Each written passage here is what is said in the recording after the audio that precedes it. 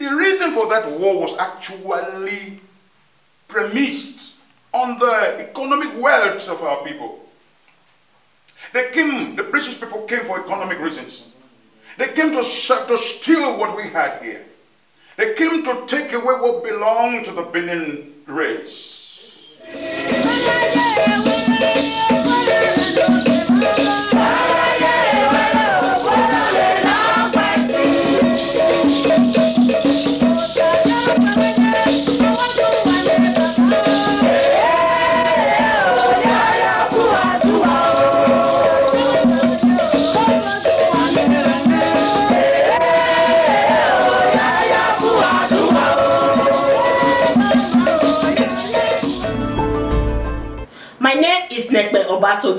Today's program is the most recommended topic among Benin population on our channel, the British and Benin War.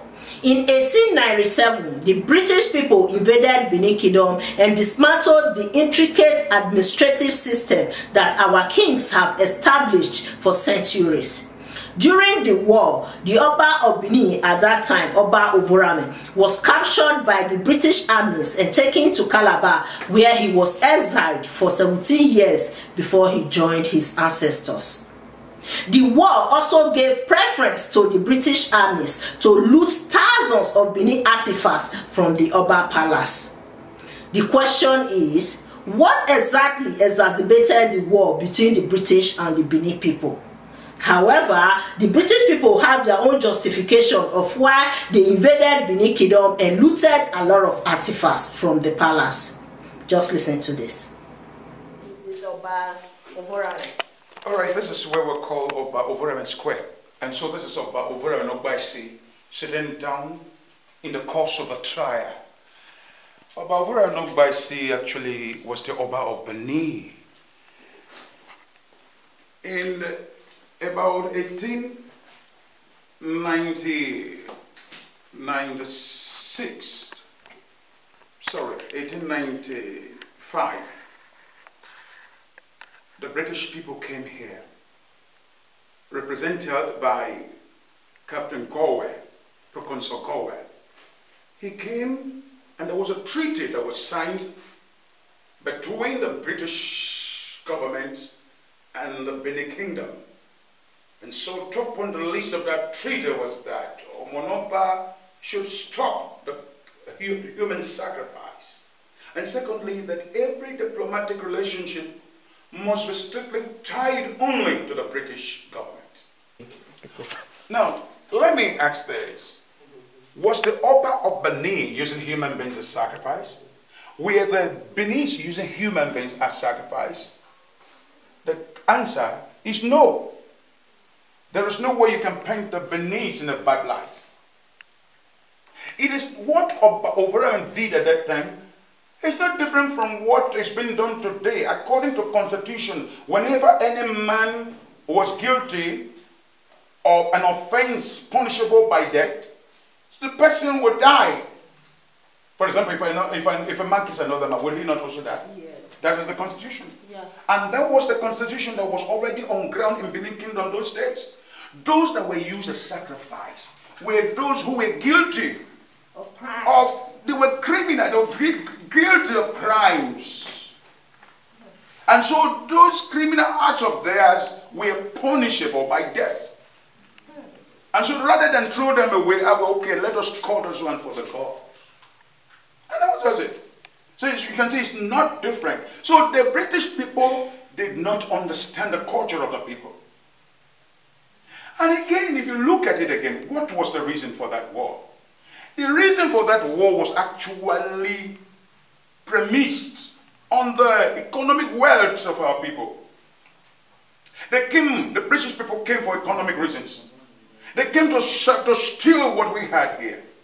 They came to take away what belonged to the Benin race. They came to kill, to steal, and to destroy. And then what happened? They already had all those things conceived in them. Because hitherto, they had fought wars. They also dethroned Jaja Opopopo, Nana Obeshekiri. They had incurred a lot of debt they wanted to settle. And it needed to make money. Before then, they had visited our palace and saw that most of those artworks were court arts restricted to the palace. And those artifacts were quite prestigious and they were valuable artifacts. That every diplomatic relationship must be strictly tied only to the British government. Why? Because the Portuguese already had a relationship with the Benin Kingdom. Well, if you look at the partition, okay, before the partition, they definitely, they were what powers compared to the Portuguese. The British people, they were more famous.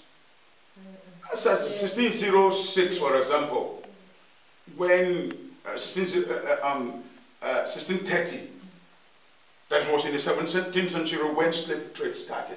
You remember the pioneers of slave trade were the British people. Okay. As at that time, they were the British people. And so they were what powers they wanted to dominate everywhere. Considering the fact that a time will come when the side of our world were considered to them. In terms of, you know, in 1945, there was partition of Africa.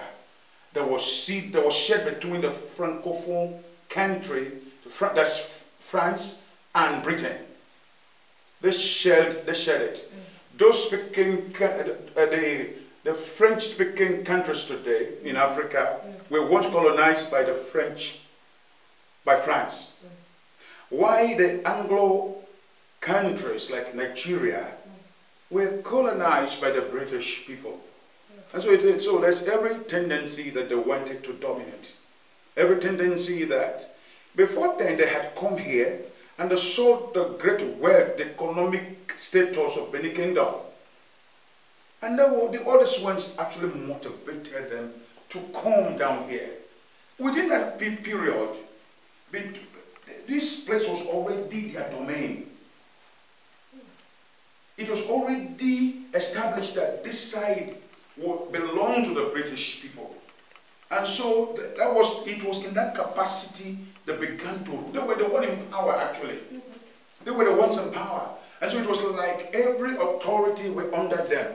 And they did everything possible to ensure that they overruled our tradition. Whatever we're doing here was secondary. And so they imposed everything on us, including their language. And the main reason why they came to Benin was as a result of economy. It was not because they felt they were going to treat us well, they were going to take us in the right direction. No. They had seen our work, as I said earlier on. The Benin was rich in artifacts. We had what they call court arts. Court arts was actually, it began in the time of Oba Ewai, extended to the time of Oba Esige, who actually was the one who shaped the artists into guilds. Oba Esige was the one who founded Iguin, and today we have Igun bronze casters. And then Igbesama, wood carvers. All those ones. So the British people had visited the palace and discovered that we had what they call court arts. After then, artworks were restricted to the palace. Those that were found outside the palace were those that served as awards to distinguished citizens within the kingdom. And so they discovered that, you know, before then they had fought wars. They had fought against Jajapopobo and the now Shekiri. In fact, they incurred a lot of debt fighting them. Imagine coming all the way from Britain to begin to fight the coastal people within the coastal region. They had incurred a lot of debt and they needed to offset their debt. And they came to our palace and saw this beauty. They saw our priceless artifacts. And so they wanted a situation whereby they would have a local standard to get all those things. And they needed to fight with us. They needed to cause trouble. Basically, it was not because they found that they wanted to, you know, they were only trying to be sanctimonious, as if holier than thou attitude, to show that, not because they wanted to be holy or righteous, or they wanted to be decent, or not because we were actually guilty of human sacrifice, but because they wanted an opportunity to loot. That was top on the agenda. A way of coming to take our economy here, to build their own country. That was what they were looking for. Were they doing it in a peaceful way, trying to make a peaceful relationship with the Benin Kingdom? Mixed grade. It was a mix-up. But most of the actions were actually concocted because they came trying to give us love, trying to paint the whole scenario as if they were doing us good. But at the back of their hearts, they came to siphon our economy. They came to kill, to steal, and to destroy. At the time they signed the treaty, Proconsul Gowe went back. At that time, it was Captain Phillips that was in charge of this zone. And there was a time he had to go on vacation. And the man who had on for him was Captain Moore. And so as he went away, the report got to Captain Phillips that human beings were being used as sacrifice. And so that was the opportunity he wanted. As if we had gone out of the agreement. It was a breach of agreement. It was a breach of contract. So they now, in 1896, when the news got to them, that was when Captain Phillips came down. When on his way, it was in December, Captain Phillips and his men came. There were 7 of them. When they came, and about 200 African slaves helped them to carry the property. And when they came down here, it was the period the Benin were celebrating the NEBO festival. Okay. And it was a well-known fact that within that period, Benin never welcomed any visitor, especially the white-skinned visitors that were regarded as Potoki. They would not. It was a taboo to have this kind of people in the midst when it was being celebrated. And so when Captain Phillips got to a point, because he felt he had some grievances again, and that was what he was going to, he was going to unleash that. But what he asked him, please hold on for a while. But you know what they did? The British people, through Captain Phillips and his men, they came with a flag, the Jack Union flag. They came with it to show that they were representatives of the British people. And they also came with a white flag to show that they had come for peace and not for war. But it was all concocted effort at siphoning what belonged to the Benin people. Now, on their way, they kept on waving the white flag. We're here for peace, but that was not true. It was all concocted. It was all doctored. So what did the Benin people do to them? Good. The Oba asked them to hold on. They passed through Wari. The Olu of Wari even advised them, please, at this time when the Benin celebrate Agua Festival, you don't interrupt them. Now that they are asking you to hold on, please, kind of hold on. But then they began to showcase the briefcase of superiority complex. They felt they were in charge. Captain Phillips became pompous and heady. And he felt that, he was a representative of the highest authority. And so nobody can stop them. And so he kept on coming. He kept on coming. And he kept on getting warnings. Please don't go.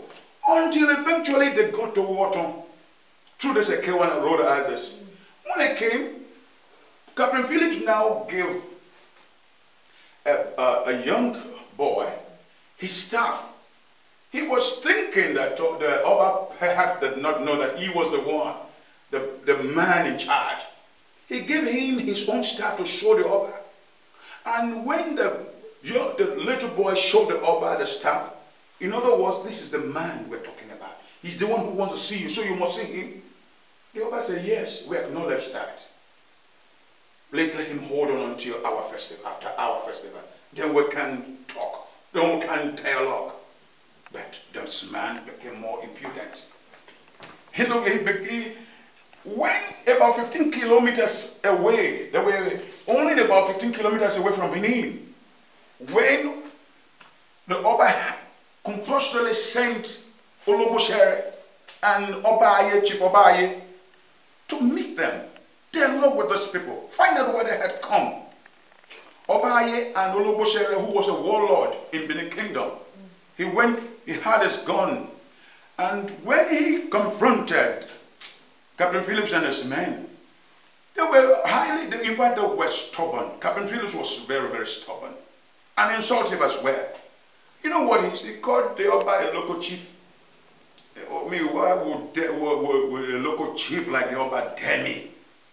And so, you know, to the Benin man, the Oba is like a deity. That became, honestly, that one spark of anger and gross animosity from Olobosere. Without wasting time, he cocked his gun, cocked his gun, and opened fire on Captain Phillips. Killed Captain Phillips, killed four other men. 5 of them were killed. Only 2 of them escaped. Those 2 that escaped, they got to Sapele, and from there they sent a radio message to you, to Punitive, describing this, the situation as very, very, very serious. Bloody. And the next thing, all the British newspapers, they all cried blue murders. And they were captivating captions that read us, you know, barbarians killed, you know, authorities. Barbarians, they called our people barbarians. Oh. That was the way they screamed blue murders. And there was supposed to be a dialogue.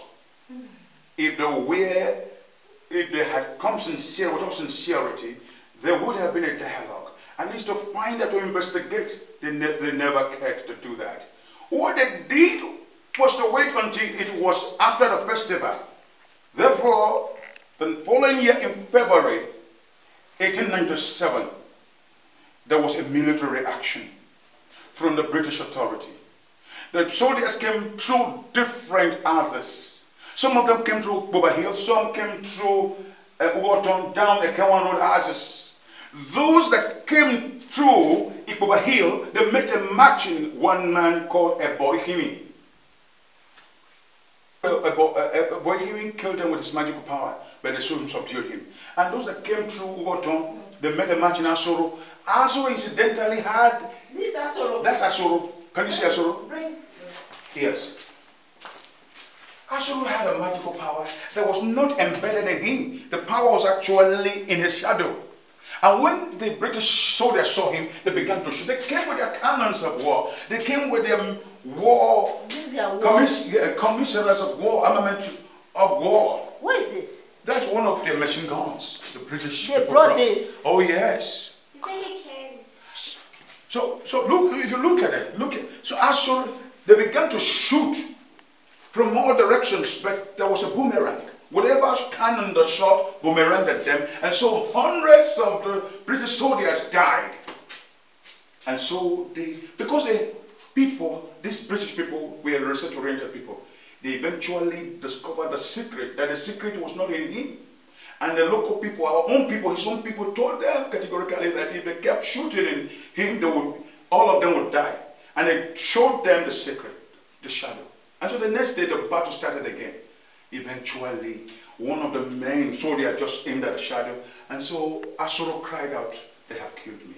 And that was how the man, this hero, Asoro, called Asoro. They were not able to kill him. No. Until they discovered that the secret was in his shadow. Asoro was a kind of a hero, a mystic figure. He fought British armies profusely and died as a hero. But that was exactly what happened.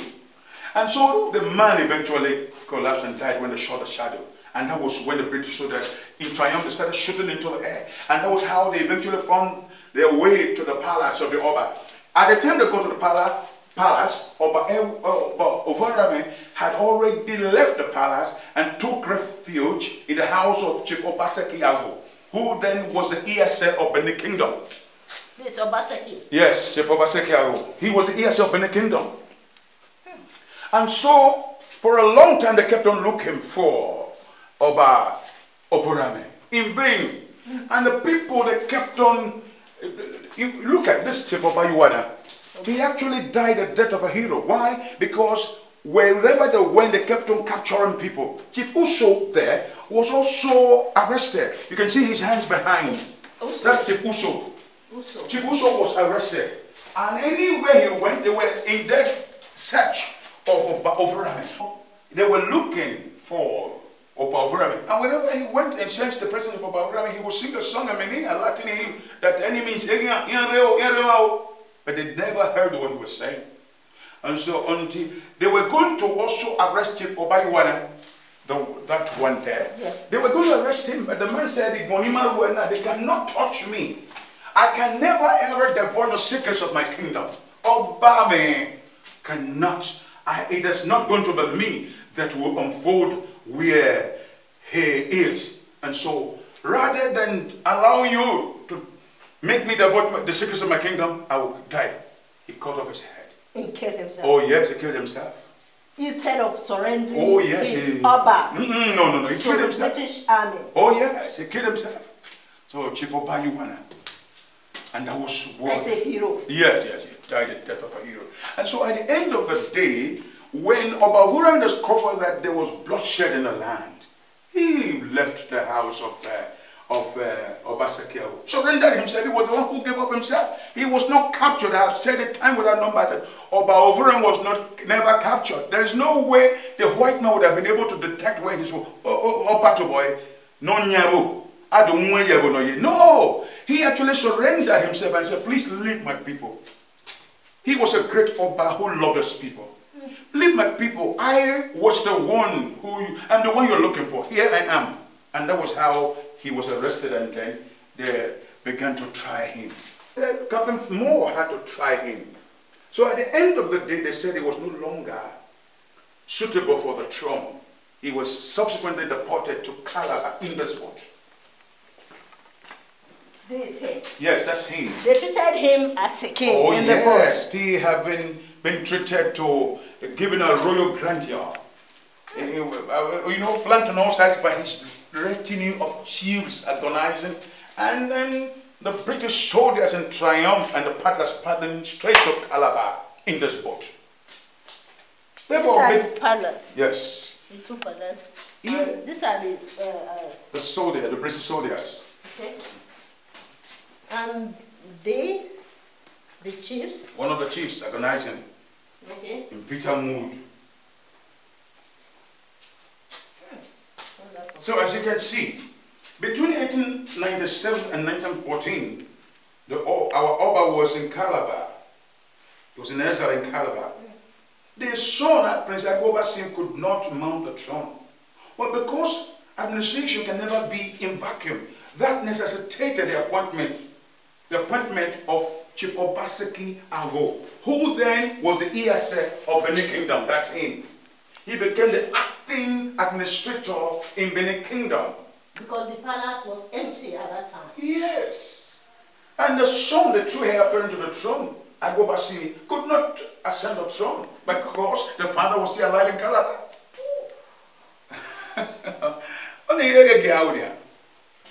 And so what eventually followed? Now, between 1897 is a period the historians call interregnum. There was interregnum. And in 1914, that same year that the northern and the southern protectorates were amalgamated by Sir Lord Lugard, that was the same year that Otona Yorwe, that is the euphemism, the way that the euphemism, Otona Yorwe. We don't say the Oba dies in Benin. The Oba does not die. Our Otona Yorwe. In other words, the Orwe is the cowling chalk that the Benin hold in high esteem. And so the Oba here has been painted as that cowling chalk that is so prestigious. Now that same prestigious cowling chalk has been swallowed by the earth. Otona Yorwe. It's a mild way of saying that the Oba joined his ancestors. When he did, the course became so clear for the true heir apparent to the throne to inherit, to sit on his father's throne. And Prince Ago, he now stepped down. Eventually, Obaseki stepped down. He didn't resist it. Well, there were lots of things, there were lots of controversies that married. They said he resisted. It resisted. But if that's the coming down from power. But then if you look at it, it was also like an elite. He was appointed by the British authority. And so he needed to also get another instruction from the same British authority, because they were still in power. In spite of the coronation, in spite of the fact that, yes, it was the son, the heir apparent to the throne, would ascend the father's throne, would sit on his father's throne and Benin. It became also apparent that he had to hear from those who appointed him. They say he who pays the piper, they takes the tune. So at that time, I do not think, in my own supposition, I think Chief Obasekiawo should not be blamed for it. Because nobody can get so impudent to Omonoba. The throne is respected by all as sundry. Yes. So our people, the Beninese, they're loyal to the palace. So there has never been any form of betrayal. Nobody can betray Omonoba. That is seen as a deity. The British government justified the war on the killings of British officials by the Benin chiefs, and also claimed that the artifacts that were looted from the Benin Palace by the British armies were seized for the cost of the war. It was very, very tragic. Oba Ovorame was taken to Calabar along with some of the chiefs in the palace, where he spent 17 years in exile before he joined his ancestors. The chiefs that went to exile with him were tried in the kind of a court system. At that time, the colonial people, they established a court system in Calabar where they tried the chiefs. Such a tragic event. So tragic. Up till now, the Benin people are still requesting for the artifacts that were looted during the war to be returned back to Benin. Next time, we're going to be discussing about the quest to return Benin artifacts back to Benin. So that's all for today. Thank you guys for watching, and bye for now.